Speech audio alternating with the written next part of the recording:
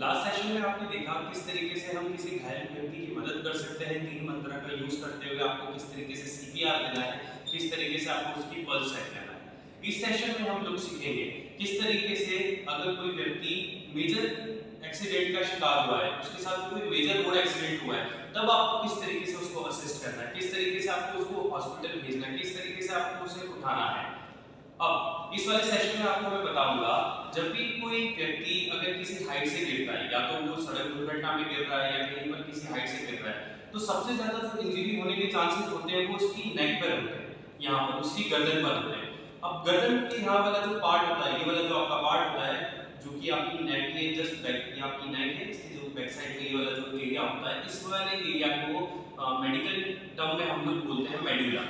ये वाला जो एरिया उसको हम मेडुला बोलते हैं। अब मेडुला क्या होता है, अगर मैं सिंपल भाषा में आपको बताने की कोशिश करूं तो मेडुला बेसिकली आपकी कंट्रोल यूनिट है, जो आपकी बॉडी पे कंट्रोल पास करता है, जो कि कंट्रोल आपका जो ब्रेन होता है वो उसको कंट्रोल देता है। ये आपके आगे बाय आपकी जो बैकबोन होती है उसके थ्रू आपकी बॉडी में ट्रांसमिट करता है। अब in case of any accident आपके जो मेडुला होता है, जो आपकी कंट्रोल यूनिट होती है, वो हाईली इंज्योर होने के बहुत ज्यादा चांसेस हो जाते हैं। अब आपको उस टाइम पे आपको क्या प्रिकॉशंस लेना है, आप जब भी किसी भी विक्टिम को उठाएं आपको उसको जर्क नहीं देना है, आपको उसकी गर्दन को मूव नहीं करना है। अगर कोई विक्टिम आपको ऐसा मिल रहा है जिसकी गर्दन ऑलरेडी पहले से टिल्ट है, अगर आपको इस तरीके से कोई विक्टिम मिल रहा है जिसकी गर्दन ऑलरेडी पहले से टिल्ट है, तो आप कोशिश ये कीजिए, अगर वो कॉन्शियस हो, अगर वो होश में हो, तो आप उससे रिक्वेस्ट कीजिए वो खुद थोड़ा मूव करने की कोशिश करे गर्दन को, आप मत मूव कीजिए। अगर इस तरीके से उसकी गर्दन है तो आप उसको मूव मत कीजिए। वो जिस भी मुद्रा में है, जिस भी अवस्था में आपको मिला है, आप कोशिश कीजिए आप उसी अवस्था में उसे हॉस्पिटल भेजने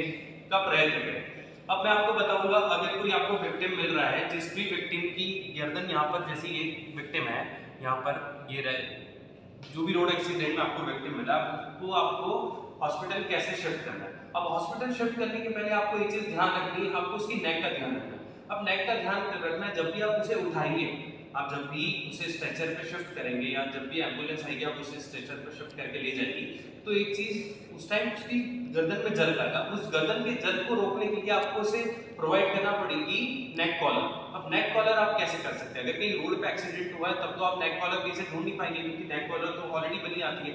तो आप उसका एक DIY कर सकते हैं, डू इट योरसेल्फ करके आप एक नेक कॉलर बना सकते हैं। उसके लिए आपको क्या करना पड़ेगा, आपकी कार में आपके पास में आसपास कहीं पे कोई लोग हो तो आप उनसे पूछेंगे आपके पास में अखबार है, तो ये जैसे आपको अखबार वहां पर मिल गया कहीं पर, तो आपके पास में इस तरीके का अखबार आ गया। अब आपको अखबार के साथ में करना क्या है, आपको इसका नेक कॉलर बनाना है। अब इस नेक कॉलर को बनाने के लिए आप लोग क्या करेंगे, सबसे पहले तो आप ये अखबार लेंगे। अखबार को लेने के बाद में आप कुछ इस तरीके से अखबार को खोलेंगे, और खोलने के बाद में आपको अखबार को इस तरीके से फोल्ड करना है। आप अखबार को इस तरीके से राउंड राउंड फोल्ड करेंगे। जब आप अखबार को इस तरीके से राउंड राउंड फोल्ड करेंगे, इसके बाद में आपको क्या करना है, एक बार आपने अखबार ये से राउंड राउंड फोल्ड कर दिया, उसके बाद आपको इस तरीके से इसको दबा देना है। दबा देने के बाद में आप लोग क्या करेंगे, इसको आप जो भी व्यक्ति वहां पर विक्टिम है उसकी गर्दन के नीचे से आपको इस तरीके से इसको ले जाना है। ले जाने के बाद में आपको क्या करना है, आपको उसकी गर्दन पे कवर बनाना है इस तरीके से, ठीक है। इस तरीके से गर्दन बनाने से क्या होगा, यहाँ पर एक नेक कवर बन गया। इससे क्या होगा, इसकी गर्दन हिलेगी नहीं इधर इधर। आप यहाँ से पकड़ रखेंगे तो आप जब भी उसे उठाएंगे उसकी गर्दन पे जर्क नहीं आएगा। अब आपको दूसरी चीज का क्या ध्यान रखना है, जब भी कोई व्यक्ति उसे स्ट्रेचर पे उठाने के लिए आएगा, जब भी कोई एम्बुलेंस आएगी या जब भी कोई व्यक्ति उसे उठाने के लिए आएगा, तो आपको एक चीज ध्यान रखना है, वो जब भी उसे उठा रहे होंगे हाथों के द्वारा या फिर उसके पैरों के द्वारा, आपको अपना हाथ हमेशा यहाँ पर रखना है। अगर आप ऐसे रखेंगे तो उसकी गर्दन स्टेबल रहेगी, वो जर्क नहीं खाएगी, एक जैसी रहेगी। उसके बाद में आपको क्या करना है, सेकेंड स्टेप, सेकेंड चीज आपको क्या ध्यान रखना है, अगर कोई व्यक्ति आपको ऐसा दिख रहा है जिसको ब्लीडिंग हो रही है कंटिन्यूस, उस एक्सीडेंट में उसे कंटिन्यूस ब्लीडिंग हो रही है और आपने वहां पर जाके देखा उसे बहुत ब्लीडिंग हो रही है, तो आपको क्या करना है, या तो आपके पास में कोई सूखा कपड़ा हो तो आप वो यूज कर सकते हैं, जैसे मैंने आपको बताया रुमाल यूज कर सकते हैं, या तो कोई आसपास कोई महिला हो तो आप उनसे उनकी चुन्नी ले सकते हैं। अब चुन्नी लेने के बाद आपको करना क्या है, आपको करना ये है, जहां पर भी घाव हो, जहां से कंटिन्यूस ब्लीडिंग हो रही है, आपको उस वाले एरिया पर एक कपड़ा रख के उस पर फोर्स लगाना है। फोर्स क्यों लगाना है, क्योंकि रोड एक्सीडेंट में देखा गया है सबसे ज्यादातर मौतें जो होती हैं वो हॉस्पिटल ले जाने तक एक्सेसिव ब्लीडिंग हो जाने के कारण होती है। उनका ब्लड इतना ज्यादा एक्सेसिव बॉडी से निकल जाता है कि जिनके कारण उनकी डेथ हो जाती है। तो आपको ब्लड को रोकना है। तो ब्लड को रोकने के लिए आप क्या करेंगे, जिस भी एरिया में हुआ है आपको साफ कपड़ा लेके उसके ऊपर प्रेशर लगा के रखना है। ठीक है, ये हो गई दूसरी चीज। तीसरी चीज आपको क्या ध्यान रखनी है, जो भी मेजर एक्सीडेंट्स होते हैं उसमें देखा गया है कि इंसान अंदर कैच हो जाता है, अंदर पैक हो जाता है। कार के अंदर क्रैश हो गया तो अंदर वो फंस गया है, वो निकल नहीं पा रहा है बाहर। तो जब भी आपको मैंने लास्ट टाइम में जो बताया था चेक, कॉल और केयर में, तो आपको ये जो कॉल वाला प्रोसेस होता है, अगर कोई इंसान है जो कि कंप्रेस हो गई उसकी कार, तो उसके लिए आपको एम्बुलेंस को फोन करना है, साथ ही साथ में आपको फायर ब्रिगेड को फोन करना है। और फायर ब्रिगेड को क्यों फोन करना है, फायर ब्रिगेड के पास में हाइड्रोलिक कटर होता है। हाइड्रोलिक कटर क्या करेगा, जब आपकी एम्बुलेंस आएगी एट द सेम टाइम पर अगर आपकी फायर ब्रिगेड आ जाएगी, तो वो क्या करेगी, हाइड्रोलिक कटर से वो कार को कट कर देगी, कार की जो फ्रेम है वो कट कर देगी और अंदर से जो हमारा विक्टिम है उसको सेफली तरीके से बाहर निकालेंगे। पहली चीज तो ये। दूसरी चीज, इन केस अगर आपका कोई विक्टिम है, उसकी बॉडी में अगर कोई सरिया लग गया है या कोई भी फॉरेन ऑब्जेक्ट उसकी बॉडी में चली गई है, तो आपको उसको निकालना नहीं है।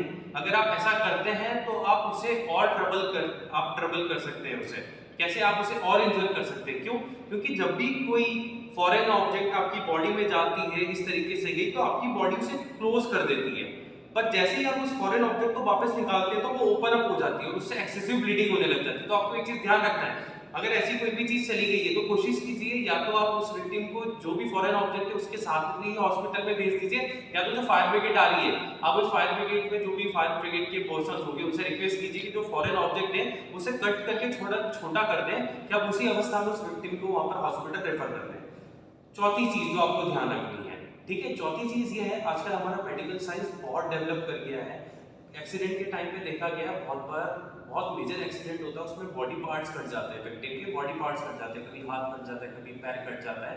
तो क्या करना है आपको, एक चीज ध्यान रखनी है, आजकल हमारा मेडिकल साइंस इतनी तरक्की कर गया है, in case of any accident अगर आपका बॉडी पार्ट कट जाता है और आप विदिन 6 आवर के अंदर अंदर उस विक्टिम को अगर हॉस्पिटल ले जाते हैं विद दैट बॉडी पार्ट, तो आपकी पॉसिबिलिटी होती है कि डॉक्टर शायद उस पार्ट को वापस से जोड़ के उस इंसान को वापस से ठीक कर दें।